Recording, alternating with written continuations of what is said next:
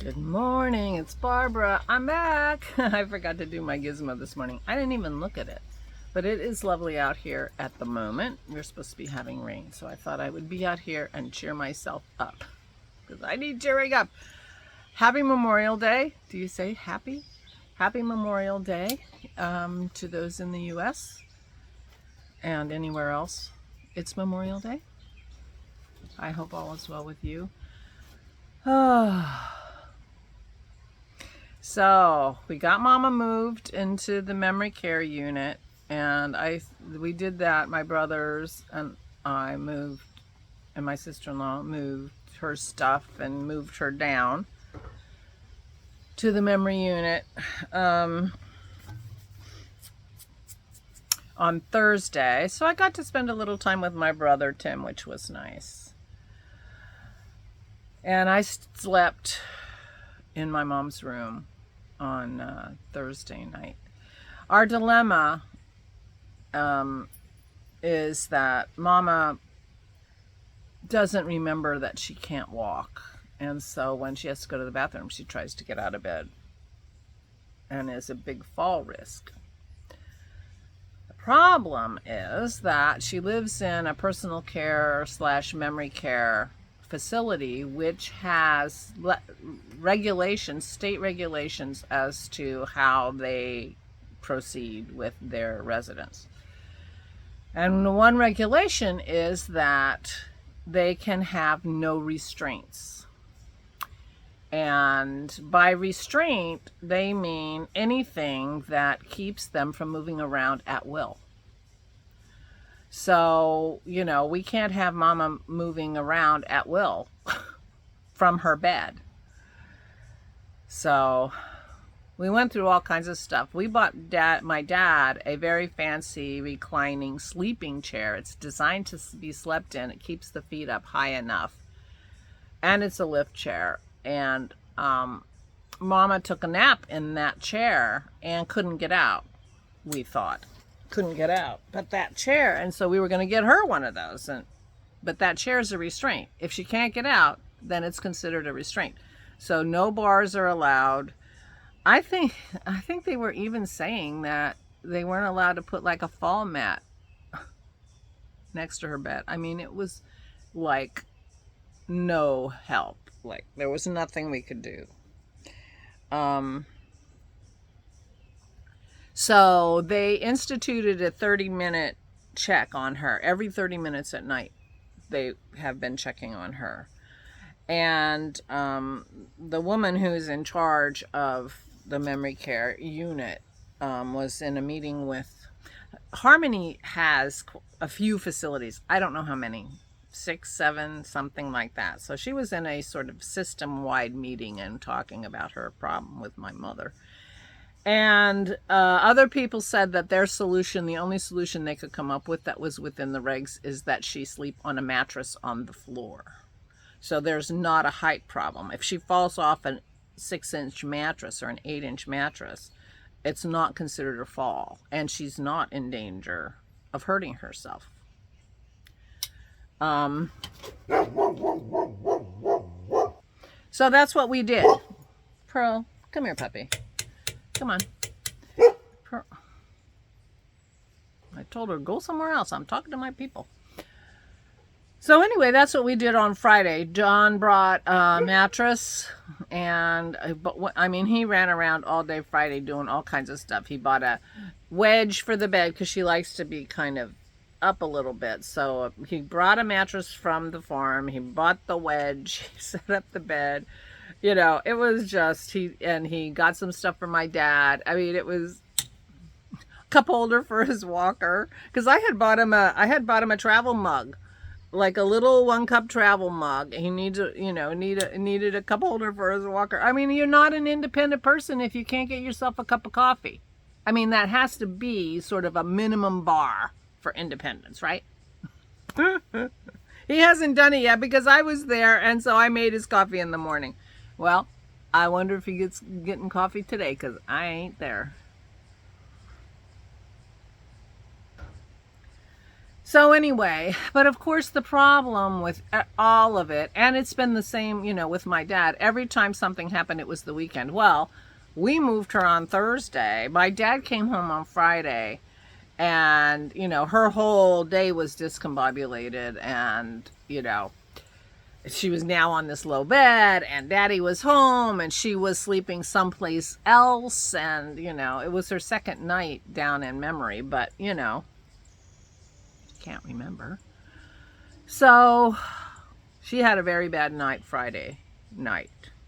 Her mind was just going, you know, I need to understand, and, you know, and she normally goes to sleep at 9:30 every night. She's in general a great sleeper.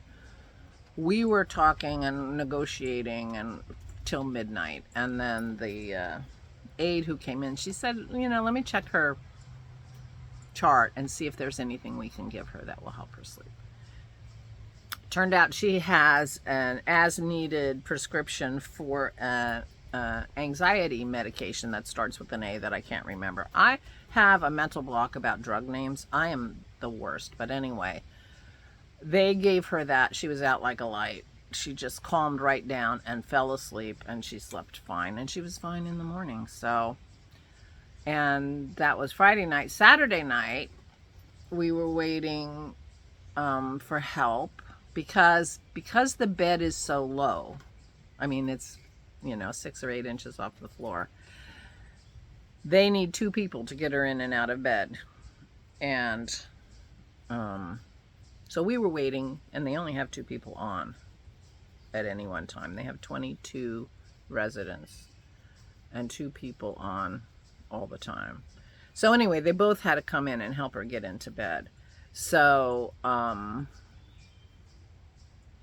we were waiting, and we were just sitting there. We had a lovely conversation, and very calm, lovely conversation. The ladies came in and helped her get in her jammies. I had helped her brush her teeth and everything, but her room is so cold. I couldn't, her pajamas are like a t-shirt, long t-shirt, you know, not very, you know, not much coverage. And I couldn't undress her and put her in her pajamas and have her that ready till they came in, because I didn't know when they were coming in, and she would have been freezing. So anyway, they came in, put her in her pajamas, and put her into bed. She turned her head and closed her eyes and didn't move a muscle all night. So she just needs a calm entry into, you know, Friday was just a crazy day. Calm entry into her day. Anyway, to make a long story long enough, because it was a holiday weekend, they had agency staff on to some degree. You know, everybody was shifting schedules and stuff, and I never felt like I had a good handoff with her care team. But, you know, with me there, I was also inhibiting them from initiating any kind of routine for her down there, because daddy was just home. I was bringing her up to him because I was having trouble getting my head around how her life was going to be down there. I mean, you know, after breakfast, I was going to go sit her in the common room. Well, they have everybody lined up watching Roseanne on loud in the common room, and I'm like, yeah, she's not going to want to do that. So we went outside and whatever. But anyway, she never got into whatever her routine is going to be. Whether, you know, whether she's going to like it or not. Yeah. Anyway, so I called Fran, who is in charge of her unit. She was the admin on duty for the weekend, so I saw her quite often yesterday and Saturday and Sunday. But she's not on today. So I called her and I left her a voicemail and said, Fran, I really don't want to be your worst nightmare. I really don't. But, you know, I'm writing you an email, and I just want to let you know, look for your email, you know, because I felt like there were a lot of things that weren't said. So anyway, I wrote an email this morning before I'm talking to you, and I sent it to my brother, John, for him to review. And he said it looked good. So when I'm done talking to you, I'm going to send that email to Fran, and she'll have it tomorrow. And whatever happens today, happens today. She'll be safe. Whether she'll be happy or not, I don't know, but she'll be safe. And yeah. And I felt so guilty. I felt like I was abandoning her. Those of you who have done this for your parents know, I'm sure, exactly how I feel. My plan is to go back next weekend, and I'm going to stay, I might stay 2 nights. I'm probably going to go on Saturday and come home on Monday morning so I can be there talking to her regular care staff on a regular day and just get an idea of how things are going and what they're doing for her and with her and how it works. The problem is she needs 2 people getting her in and out of that bed. And so I'm trying to picture, like, you know, she usually takes a nap at 10 o'clock in the morning, you know. Oh, is she going to be sleeping in her chair? Are they going to be able to do that? Do they even know that? Are they going to notice that she's asleep in her chair? Anyway, I felt like I did what I could, and I felt like I needed to come home. You know, and my dad needs to step up. My dad is, unfortunately, after all the shenanigans with his health and being in the hospital 2 weeks and being in rehab for 2 weeks, he ended up, his oxygen is low, so he's on oxygen. And, you know, he's able to get himself to the bathroom okay and walk with his walker. So he's really improved immensely since that first day I saw him in the rehab hospital doing his physical therapy. He really has. And he's trying really hard and, you know, whatever. This oxygen thing, what a pain in the neck. And it's really, in the end, it's going to be the thing that inhibits him from, you know, moving around or being, I mean, he had a plan that he was going to go have lunch with Mama and then go to Memory with her and hang out with her for the afternoon and have dinner with her in Memory. And I'm like, Daddy, your oxygen tanks. He has a concentrator in his apartment, and then he has oxygen tanks so he can leave his apartment. But his tanks only last 2 hours. I'm like, your tank only lasts 2 hours, Daddy. You can't go spend the whole afternoon with Mama. So we need to come up with a plan. So, but he is in good spirits. He looks good, and he is working, and he is getting better. We ordered some of those handles. I don't know if I talked to you about Aura. We got sort of handles that go into her chair to help her push off in her chair upstairs, and he needs that on his couch. Just a little, you know, something he can grab onto with both hands to help himself get up. And I think that's going to make a big difference. John ordered those for him, and he'll get them in a couple days. Anyway, they're fine. They're fine. They're fine. Mm-hmm.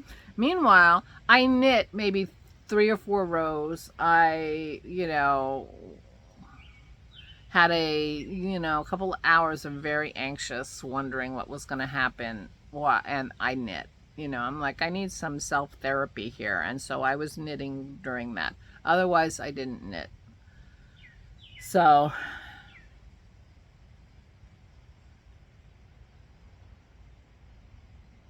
I'm assuming that I'm going to be able to get back into some kind of a routine soon. Next weekend, I'm going back to see how things are. The weekend after that, we're going to visit our friends in Long Island. Period, end of story. We're doing it. I'm looking forward to that. And then the weekend after that is the 70th birthday party. My class, high school class, is throwing itself in State College. So I'll be back in State College. I'll be spending some time there with the parents. And, yeah. So that's in June. Then the end of June, we're having Dennis's aunt and uncle are coming. July, the end of July, Christy's coming, and our friend Dawn is coming. They may overlap. In August, the girls are coming for a week. So I don't know. Maybe regular life is just this is it. Maybe this is just regular life. Anyway, I told Dennis I'm taking off today. Well, I'm not exactly taking off. I'm going to help Aura with her shower, and I watered the plants. Those plants never got planted before I left, so we're planning on doing that tomorrow. Today, I've got a nice interlude out here, but it's going to be a rainy afternoon and probably, I think, tornado watch. I mean, I don't know. So if it's really tornado watch, I got to put these plants on the floor. They're on the table now. This is what my deck looks like now. Can you see? I'm trying to see what you can see.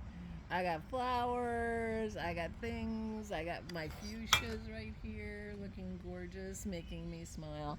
So I'm out here with my flowers that are not planted and the ones that are planted. So take advantage of it while I can.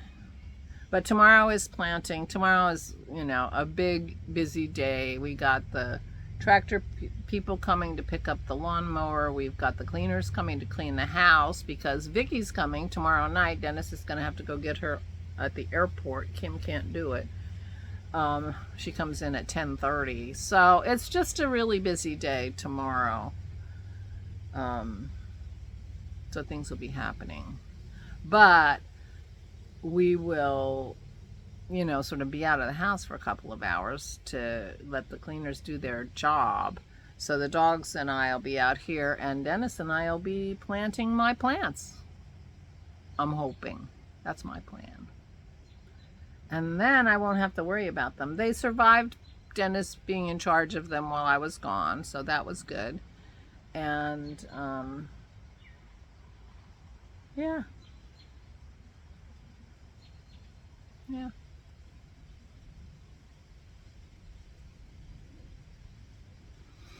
So there you go. I'm distracted and concerned. I'm going to call my dad later and find out how things went. I'll be very surprised if he has any idea how Mama did. It's going to be hard for him to go down there with his oxygen and his wheelchair. We shall see. But I'll send my email, call my dad later, see how things go. I don't know what else to do.